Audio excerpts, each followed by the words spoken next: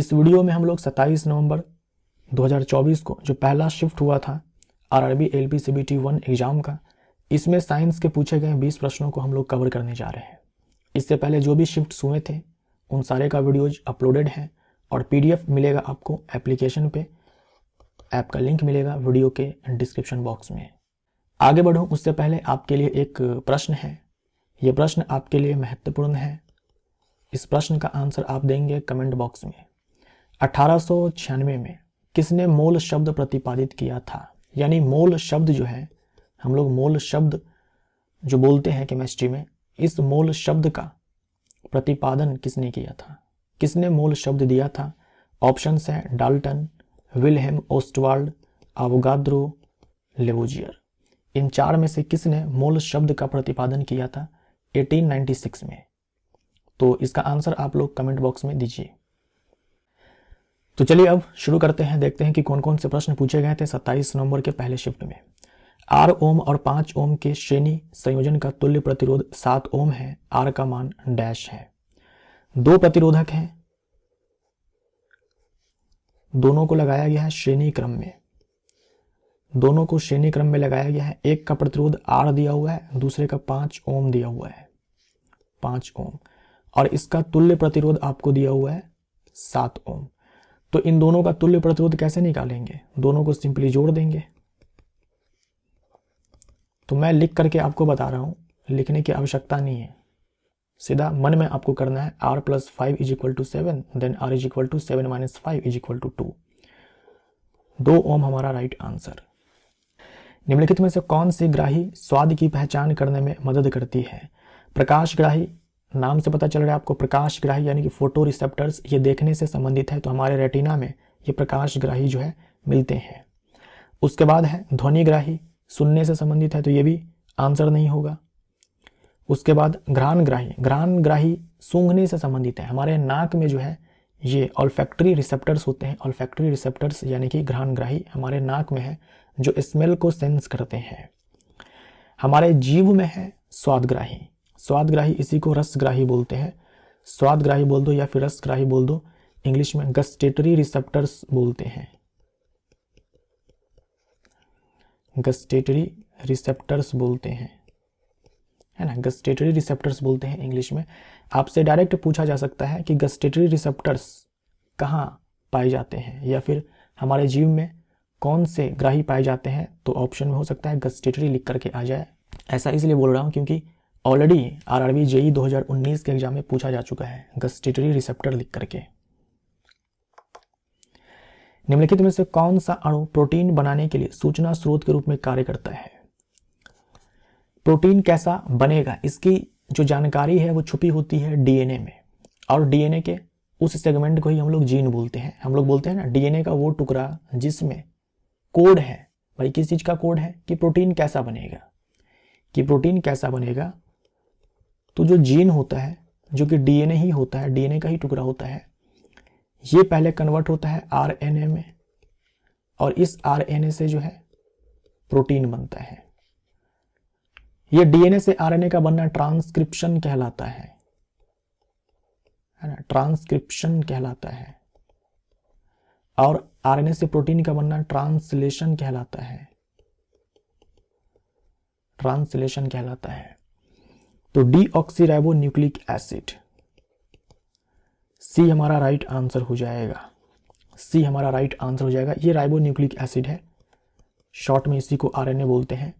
Phospholipid, जो हमारी कोशिका झिल्ली होती है, कोशिका की जो कोशिका झिल्ली होती है वो फॉस्फोलिपिड की बनी होती है ना, फॉस्फोलिपिड की बनी होती है। सेल मेम्ब्रेन, है ना, सेल मेम्ब्रेन, कोशिका झिल्ली, जो कोशिका झिल्ली होती है वो इसी की बनी होती है, फॉस्फोलिपिड की। फॉस्फोलिपिड का मतलब फॉस्फोरस प्लस लिपिड, लिपिड में फॉस्फोरस जुड़ा हुआ है तो फॉस्फोलिपिड। सी हमारा राइट आंसर। किस कोशिका का आकार बदलता रहता है, यानी अपने आकार को या फिर अपने आकृति को बदलता रहता है, तो यह है अमीबा। डी हमारा राइट आंसर हो जाएगा, अमीबा। अमीबा, ये अमीबा है ना, ये अमीबा है। थोड़ी देर के बाद इसका आकार जो है कुछ ऐसा हो जाएगा, कुछ समय बाद ऐसा हो जाएगा। तो ये अपने आकार को बदलता रहता है, तो डी हमारा आंसर हो जाएगा। आप चाहें तो यहां पर WBC भी लिख सकते हैं। श्वेत रक्त कणिकाएं जो होती है वो भी अपने आकार को बदलती रहती है, वो भी अपने आकार को बदल सकती है। डी हमारा राइट आंसर हो जाएगा। निम्नलिखित में से किस जीव में पुनर्जनन की क्षमता होती है? ऑलरेडी मैं आपको बता चुका हूं, पुनर्जनन की क्षमता जो है ये आपको देखने को मिलेगा प्लेनेरिया में, ये आपको देखने को मिलेगा हाइड्रा में।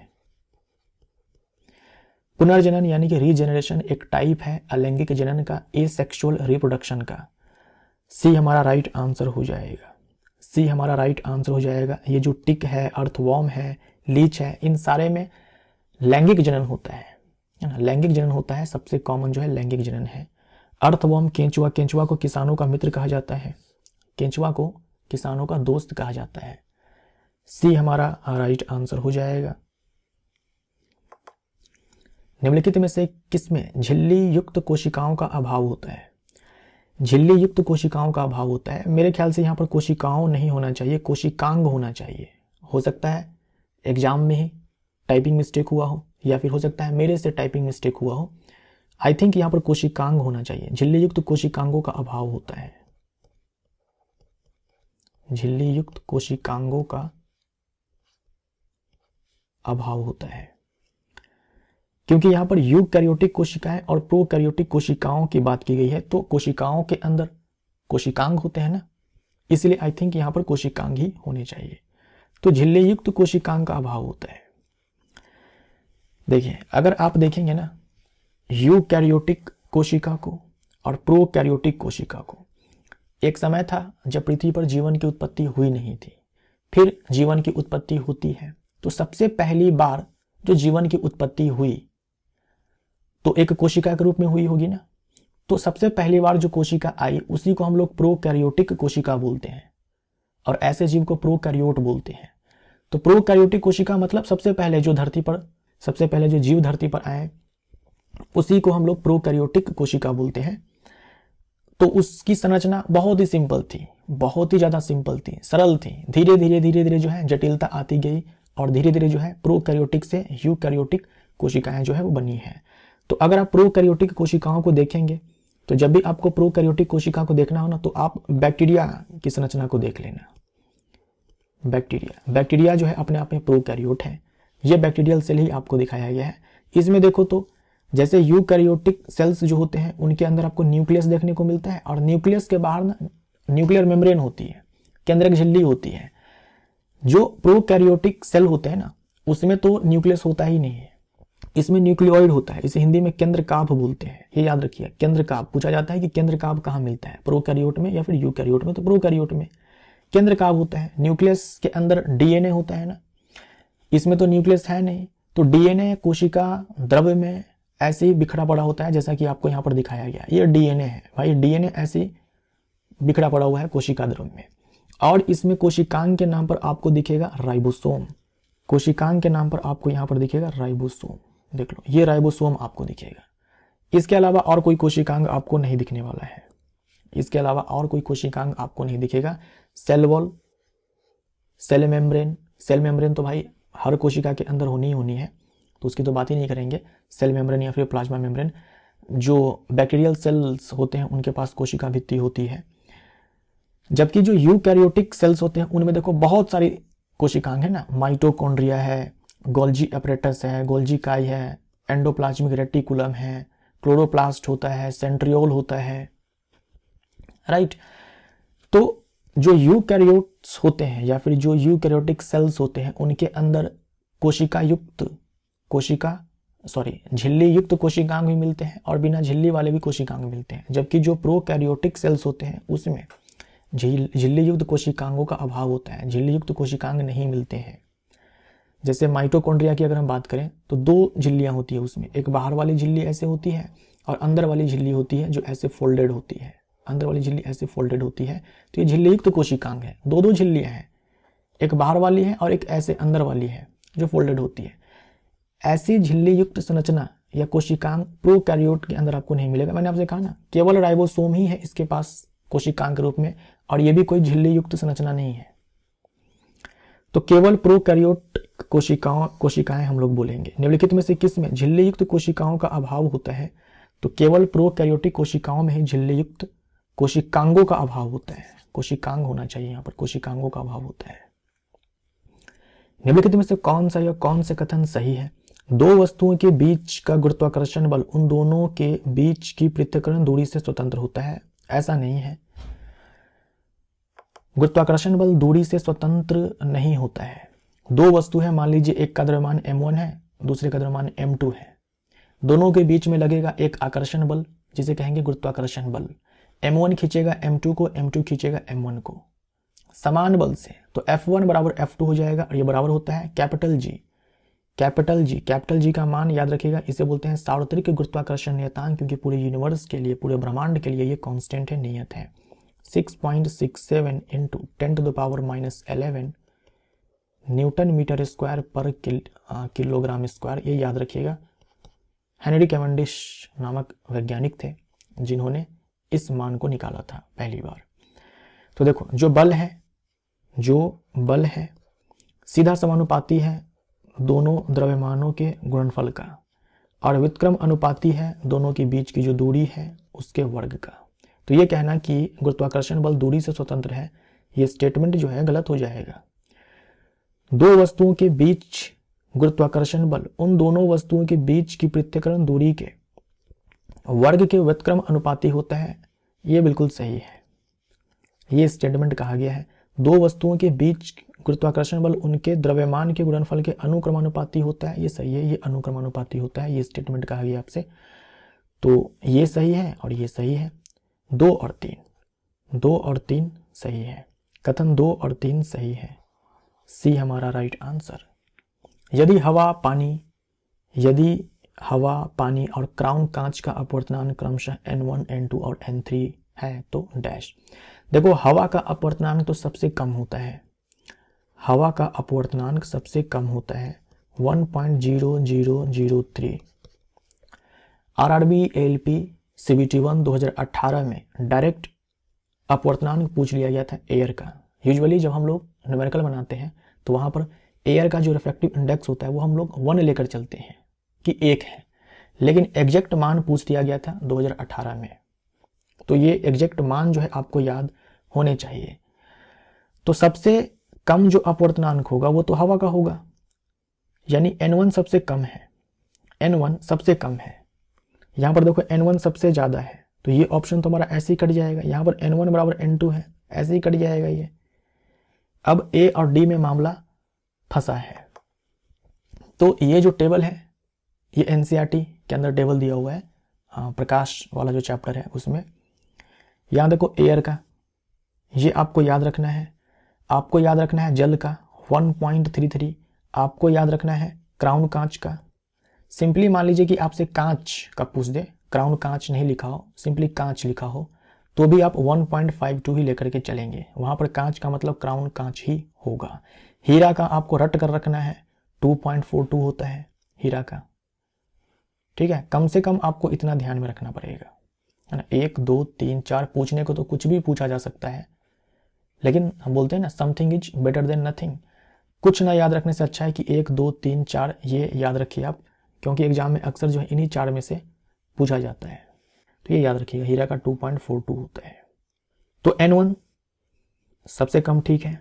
उसके बाद पानी, तब है क्राउन कांच, पानी का 1.33 और इसका 1.52।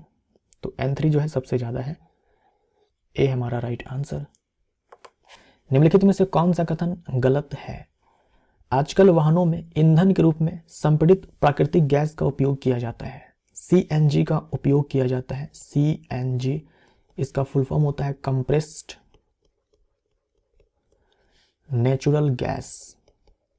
संपीड़ित प्राकृतिक गैस जो इसका मुख्य घटक होता है ना वो मीथेन होता है। मुख्य घटक मीथेन होता है, जिसे हम लोग मार्श गैस भी कहते हैं। मीथेन इसका मुख्य घटक होता है। ये स्टेटमेंट सही है। आजकल वाहनों में CNG का इस्तेमाल किया जाता है खूब।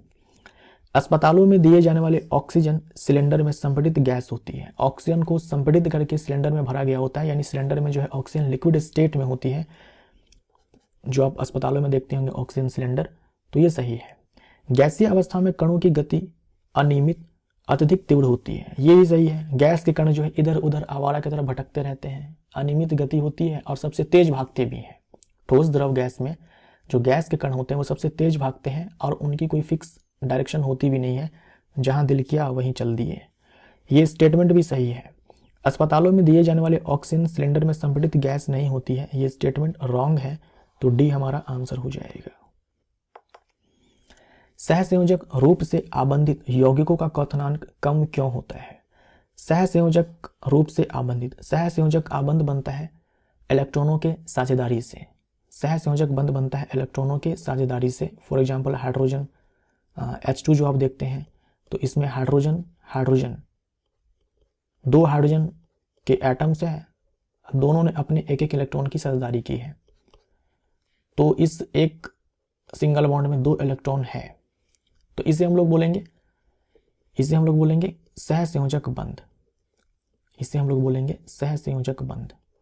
भाई इसको अपना डुप्लेट पूरा करना था, इसके इलेक्ट्रॉन के साथ साझेदारी कर लिया, इसको अपना डुप्लेट पूरा करना था, इसके इलेक्ट्रॉन के साथ साझेदारी कर लिया, तो साझे से इलेक्ट्रॉन के साझे से बनता है सहसंयोजक आबंध।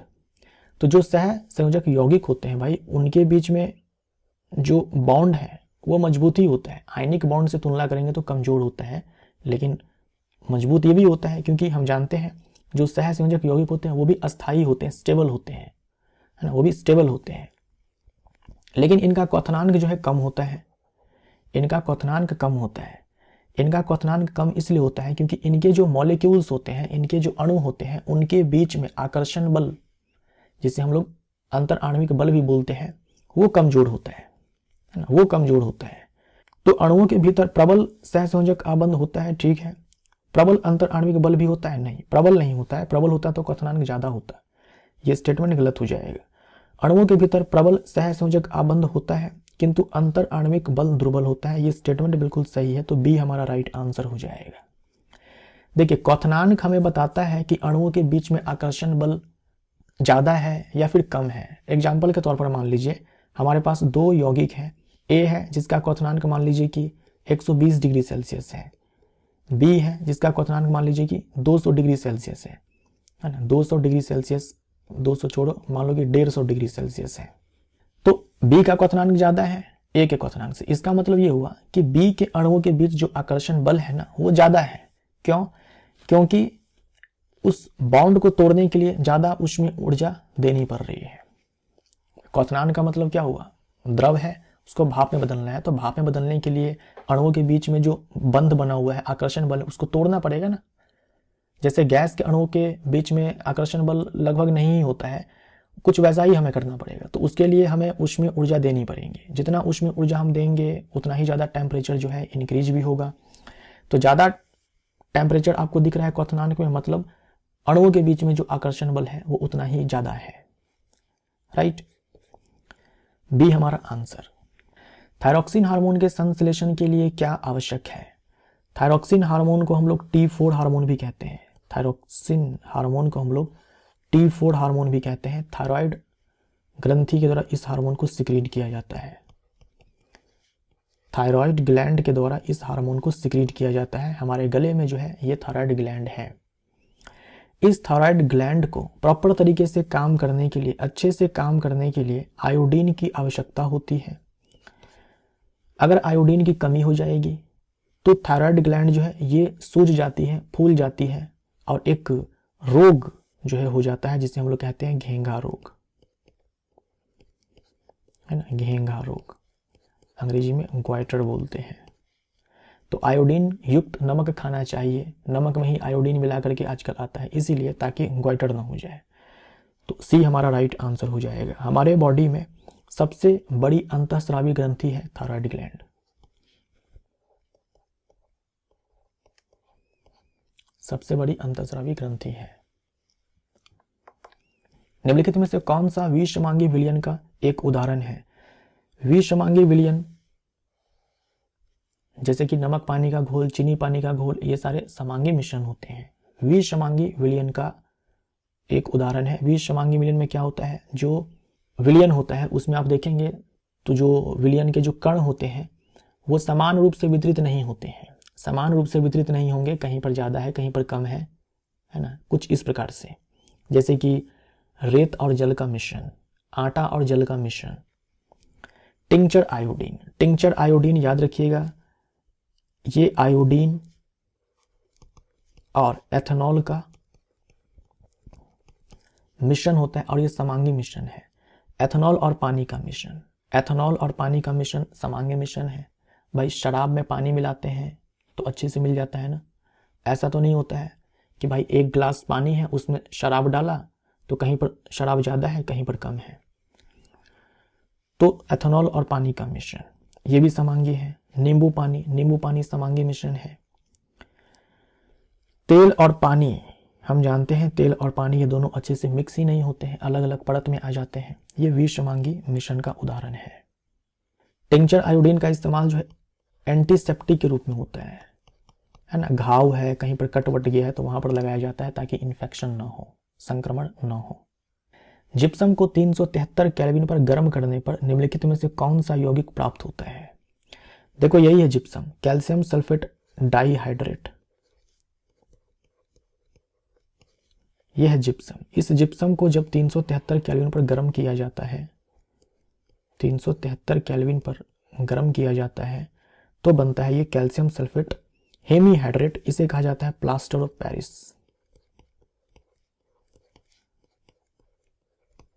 शॉर्ट में पीओपी बोलते हैं, आप सुनते होंगे पीओपी का फॉल सेलिंग। तो plaster of Paris, plaster of Paris, ये पेरिस वही है, फ्रांस की राजधानी पेरिस। तो प्लास्टर ऑफ पेरिस को प्राप्त किया गया था जिप्सम से पहली बार और जिप्सम का भंडार मिला था पेरिस में, इसीलिए इसे प्लास्टर ऑफ पेरिस बोलते हैं। और इसका इस्तेमाल मूर्तियां बनाने में, घरों में आप देखते होंगे छत वगैरह को सजाया जाता है इसी से, प्लास्टर ऑफ पेरिस से। टूटी हुई हड्डियों को सही जगह पर लाने के लिए डॉक्टर्स इस्तेमाल करते हैं प्लास्टर ऑफ पेरिस का। तो काफ़ी यूज होता है प्लास्टर ऑफ पेरिस का डे टू डे लाइफ में। तो हमारा आंसर हो जाएगा सी, कैल्शियम सल्फेट हेमीहाइड्रेट। और ये क्या है? कैल्शियम ऑक्साइड, ये है चूना, चूना बोल दो, कली चूना बोल दो, बात एक ही है। निम्नलिखित में से कौन सा नाइट्रिक एसिड का आणविक द्रव्यमान है? यह है नाइट्रिक एसिड, एक स्ट्रॉन्ग एसिड है,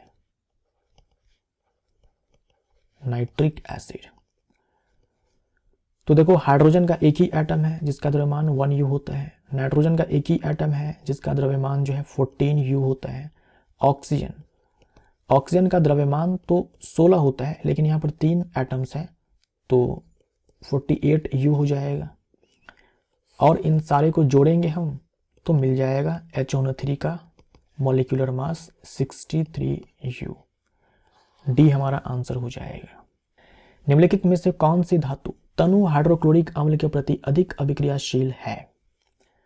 तनु हाइड्रोक्लोरिक अम्ल के प्रति अधिक अभिक्रियाशील है। धातु अधातु चैप्टर के अंदर आप देखेंगे तो आपको ये रिएक्टिविटी सीरीज जो है दी गई है। इसमें देखो यहाँ पर हाइड्रोजन है, इसका मतलब ये हुआ कि तनु हाइड्रोक्लोरिक अम्ल या फिर तनु सल्फ्यूरिक अम्ल से हाइड्रोजन को विस्थापित कर सकते हैं इससे ऊपर वाले जो भी हाइड्रोजन है। तनु हाइड्रोक्लोरिक अम्ल से, तनु सल्फ्यूरिक अम्ल से हाइड्रोजन को विस्थापित कर सकते हैं हाइड्रोजन से ऊपर वाले सारे के सारे जो धातु हैं। जो रिएक्शन की रेट है किस धातु के केस में फास्ट होगी, ये आप ऐसे चेक कर सकते हो, ऊपर से नीचे आने के क्रम में जो है अभिक्रियाशीलता जो है वो घटती चली जाएगी, अभिक्रियाशीलता जो है घटती चली जाएगी। मतलब तनु हाइड्रोक्लोरिक अम्ल के साथ पोटेशियम सबसे ज़्यादा फास्ट रिएक्ट करेगा, उससे कम करेगा सोडियम, उससे कम करेगा कैल्शियम, उससे कम करेगा मैग्नीशियम। इस प्रकार से आप समझ सकते हो। या फिर सवाल ऐसे भी आता है कि निम्नलिखित में से कौन सी धातु है जो तनु हाइड्रोक्लोरिक अम्ल से अभिक्रिया करके या फिर तनु सल्फ्यूरिक अम्ल से अभिक्रिया करके हाइड्रोजन गैस मुक्त करेगी? तो सेम आंसर, हाइड्रोजन से ऊपर वाले जो भी धातु है वो अम्ल के साथ अभिक्रिया करके हाइड्रोजन गैस मुक्त कर सकती है। एग्जाम्पल के तौर पर जैसे मान लीजिए कि आपके पास है जिंक, है ना, जिंक है, इसकी अभिक्रिया हम लोग करवाते हैं हाइड्रोक्लोरिक अम्ल से। मतलब जिंक आपके पास अम्ल है, उसमें हम लोगों ने हाइड्रोक्लोरिक अम्ल है, उसमें हमने जिंक के कुछ दाने डाल दिए तो यहाँ पर बन जाएगा ZnCl2 और यहाँ पर देखो हाइड्रोजन गैस मुक्त हो जाएगी। लेकिन इसी हाइड्रोक्लोरिक अम्ल का अभिक्रिया अगर हम कॉपर से करवा लें, मरकरी से करवा लें, सिल्वर से, गोल्ड से, तो अभिक्रिया नहीं होगी। तो ये ध्यान में रखिएगा। तो देख लो इस रिएक्टिविटी सीरीज में सबसे ऊपर कौन है, सबसे ऊपर है यहाँ पर देख लो मैग्नीशियम, तो बी हमारा आंसर हो जाएगा। 1 मीटर फोकस दूरी के उत्तल दर्पण के वक्रता केंद्र और ध्रुव के बीच की दूरी डैश है। वक्रता केंद्र और ध्रुव के बीच की दूरी को हम लोग क्या बोलते हैं? वक्रता केंद्र और ध्रुव के बीच की दूरी को हम लोग क्या बोलते हैं? उत्तल दर्पण है, चाहे कोई सा भी दर्पण हो, चलो कोई सा भी दर्पण हो, वक्रता केंद्र और ध्रुव के बीच की दूरी को हम लोग वक्रता त्रिज्या बोलते हैं, और ये बराबर होती है 2f के। 2f फोकल डिस्टेंस से फोकस दूरी है जो कि 1 मीटर दिया हुआ है, यानी कि 2 मीटर हमारा आंसर हो जाएगा। डी हमारा राइट आंसर। चुंबकीय क्षेत्र के बारे में निम्नलिखित में से कौन सा कथन सही है? चुंबकीय क्षेत्र को हम लोग बी से डिनोट करते हैं, है ना, बी से डिनोट करते हैं, कैपिटल बी से डिनोट करते हैं। यह एक अदिश राशि है, यह गलत हो जाएगा। यह एक अदिश राशि नहीं है, यह एक सदिश राशि है। हम लोग चुंबकीय क्षेत्र की दिशा की बात करते हैं ना, सदिश राशि है ये। यह केवल चुंबक के बाहर स्थित होता है? नहीं, चुंबक के बाहर भी होता है, चुंबक के अंदर भी होता है। अगर हम बार मैग्नेट की बात करें, क्षण चुंबक की बात करें, है ना, क्षण चुंबक की बात करें, मान लीजिए कि ये नॉर्थ पोल है और ये साउथ पोल है, तो चुंबकीय क्षेत्र रेखाएं जो होती है ऐसे नॉर्थ से निकलती है और साउथ में जाती है, नॉर्थ से निकलती है साउथ में जाती है बाहर, लेकिन अंदर में साउथ से नॉर्थ की तरफ होती है। नॉर्थ से ऐसे निकलेगी, साउथ में जाएगी, और अंदर में साउथ से नॉर्थ होती है, तो अंदर भी बाहर भी। किसी भी बिंदु पर इसकी दिशा चुंबकीय दिक् सूचक द्वारा मापी जाती है। बिल्कुल, चुंबकीय क्षेत्र की जो दिशा है ये हम चुंबकीय दिक् सूचक के द्वारा बता सकते हैं। ये स्टेटमेंट बिल्कुल सही है। जैसे मान लीजिए कि ये एक मैग्नेट है और आप चाहते हैं चुंबकीय क्षेत्र की दिशा कैसे है ये पता करना, तो आप क्या करेंगे, एक चुंबकीय दिक् सूचक लाएंगे। चुंबकीय दिक् सूचक लाएंगे, उसमें हम जानते हैं कि जो सुई जो होती है वो अपने आप में एक चुंबक ही होती है, जिसका एक शिरा साउथ डायरेक्शन में होता है, दूसरा नॉर्थ डायरेक्शन में होता है। तो हम क्या करेंगे, अलग अलग जगह पर रख रख करके नॉर्थ डायरेक्शन को देखेंगे और फिर सारे पॉइंट्स को मिला देंगे, तो चुंबकीय क्षेत्र रेखा जो है आपको मिल जाएगी। तो ये सही है, ये स्टेटमेंट जो है ये बिल्कुल सही है। यह सदैव सीधी रेखाओं के रूप में होता है, ये गलत हो जाएगा। चुंबकीय क्षेत्र रेखा जो होती है वो बंद वक्र होती है ना, बंद वक्र होती है, क्लोज्ड लूप होती है, बंद वक्र होती है। चुंबकीय क्षेत्र रेखा जो है बंद वक्र होती है, और चुंबकीय क्षेत्र रेखाएं जो होती है कभी भी एक दूसरे को नहीं काटती है। आंसर हमारा सी हो जाएगा। यदि एक आदमी जमीन से 2.5 मीटर की ऊंचाई तक 1 किलोग्राम भार उठाता है तो गुरुत्वीय त्वरण 10 मीटर पर सेकंड स्क्वायर मानते हुए आदमी द्वारा किए गए कार्य का परिमाण डैश है। हाइट कितनी है? हाइट है 2.5 मीटर। द्रव्यमान कितना है? 1 किलोग्राम है। जी का मान क्या लेना है? 10 मीटर पर सेकंड स्क्वायर लेना है। तो जब भी आप धरती से, जमीन से किसी वस्तु को ऊपर उठा करके लेकर के जाते हैं, मान लीजिए कि वस्तु का द्रव्यमान जो है वो m है और आप इसको h हाइट तक उठा करके लेकर के जाते हैं, है ना, h हाइट तक उठा करके लेकर जाते हैं, तो जो आप उठा करके लेकर के जाएंगे तो आपके द्वारा किया जाएगा कार्य। जब आप इस m द्रव्यमान की वस्तु को h हाइट तक उठा करके ले जाएंगे तो आपके द्वारा कुछ कार्य किया जाएगा। वो जो आप कार्य करेंगे इस वस्तु में संचित हो जाएगा स्थितिज ऊर्जा के रूप में, पोटेंशियल एनर्जी के रूप में, और ये बराबर होता है mgh के। दोनों जो है इस केस में बराबर आने वाले हैं, इसलिए mgh फॉर्मूला लगाएंगे और आप आंसर देंगे। तो सीधा याद रखो, h हाइट तक उठाकर लेकर जाएंगे हम किसी वस्तु को जिसका द्रव्यमान m है, तो किया गया कार्य mgh, या फिर स्थितिज ऊर्जा कितनी होगी? mgh। तो यही फॉर्मूला आपको यहाँ पर बिठाना है। W बराबर m जो है वो 1 किलोग्राम है, G का मान 10 मीटर पर सेकंड स्क्वायर है, H का मान जो है 2.5 मीटर है। सब के सब SI मात्रक में हम लोगों ने वैल्यू को डाला है, तो आंसर जो हमारा आएगा वो कार्य के SI मात्रक में आएगा जो कि जूल होता है, 25 जूल हमारा आंसर। निम्नलिखित में से कौन सी भौतिक राशि एक गतिशील पिंड द्वारा तय की गई कुल पथ लंबाई के बराबर है? मान लीजिए कि पॉइंट A है, यहां से आप जो है ऐसे गति करते करते करते ऐसे यहां तक पहुंचते हैं, ये पॉइंट B है। राइट। अब आपसे पूछा जा रहा है कि भाई दूरी कैसे बताएंगे आप, तो दूरी बताने के लिए आपको क्या करना पड़ेगा, इस पूरे लेंथ को मापना पड़ेगा, इस पूरे लेंथ को मापना पड़ेगा। तो हम बोलेंगे कुल पथ की लंबाई, कुल पथ की लंबाई। इसी में आपने सुना होगा विस्थापन, हमारा आंसर दूरी है। विस्थापन, विस्थापन क्या होता है, कैसे निकालेंगे आप, विस्थापन के लिए आप सबसे पहले मार्क करेंगे कि प्रारंभिक बिंदु कौन है, अंतिम बिंदु कौन है, और उसके बीच हम खींच देंगे स्ट्रेट लाइन, उसके बीच हम खींच देंगे स्ट्रेट लाइन। अब ये जो दूरी होगी ना, ये होगी न्यूनतम दूरी, प्रारंभिक बिंदु अंतिम बिंदु के बीच की न्यूनतम दूरी ये होगी, जिसे निकालने के लिए प्रारंभिक बिंदु अंतिम बिंदु के बीच में एक स्ट्रेट लाइन खींचते हैं, वो जो दूरी होती है उसको हम लोग विस्थापन बोलते हैं। तो ये है विस्थापन, ये है विस्थापन। और ये है वेक्टर क्वांटिटी, सदिश राशि, जबकि दूरी जो है स्केलर क्वांटिटी है।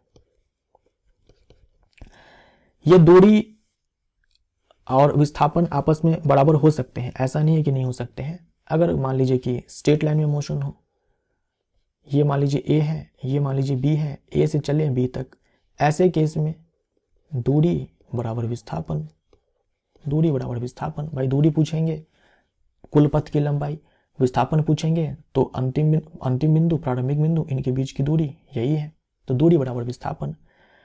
तो अगर स्ट्रेट लाइन में गति हो रही है, सीधी रेखा में गति हो रही है अगर, तो दूरी बराबर विस्थापन है। नहीं तो आप हमेशा ये पाएंगे कि दूरी जो है विस्थापन से बड़ी होती है। तो अगर हम दोनों को मिला दें तो हम बोल सकते हैं दूरी या तो विस्थापन के बराबर होती है या फिर विस्थापन से बड़ी होती है। तो ये सारे पॉइंट्स आपको याद रखने हैं। जो वेग है ये विस्थापन बट्टे में समय होता है, जो चाल है दूरी बट्टे में समय होता है। ये जो वेग है ये विस्थापन बट्टे में समय होता है, ये चाल जो है दूरी बट्टे में समय होता है। विस्थापन भी हम लोग मीटर में ही मापते हैं, दूरी भी हम लोग मीटर में ही मापते हैं, यानी चाहे वेग बोल दे चाल बोल दे, जो SI मात्रक होगा वो मीटर पर सेकंड ही होगा। निम्नलिखित में से कौन सा विकल्प नीचे दी गई अभिक्रिया के उत्पाद को दर्शाता है। ये मैंगनीज डाइऑक्साइड एक ऑक्सीडाइजिंग एजेंट है, तो इसको ऑक्सीडाइज कर देगा। यहाँ पर बनेगा MnCl2 प्लस, यहाँ पर बनता है Cl2 प्लस H2। ये जो MnCl2 है ये ऑक्सीडाइजिंग एजेंट है यहाँ पर, और ये जो HCl है ये रिड्यूसिंग एजेंट है। तो बी हमारा राइट आंसर हो जाएगा, बी हमारा राइट आंसर। आप यहाँ पर लिख सकते हो, यह है ऑक्सीकारक, यह है ऑक्सीकारक। और H2 नहीं,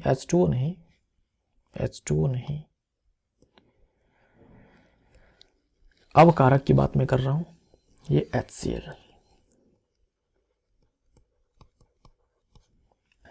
तो इसी के साथ ये वीडियो यहाँ पर समाप्त होता है। वीडियो का PDF डाउनलोड करने के लिए आप हमारे ऐप पर जा सकते हैं। मिलते हैं अगले वीडियो में। Thank you so much.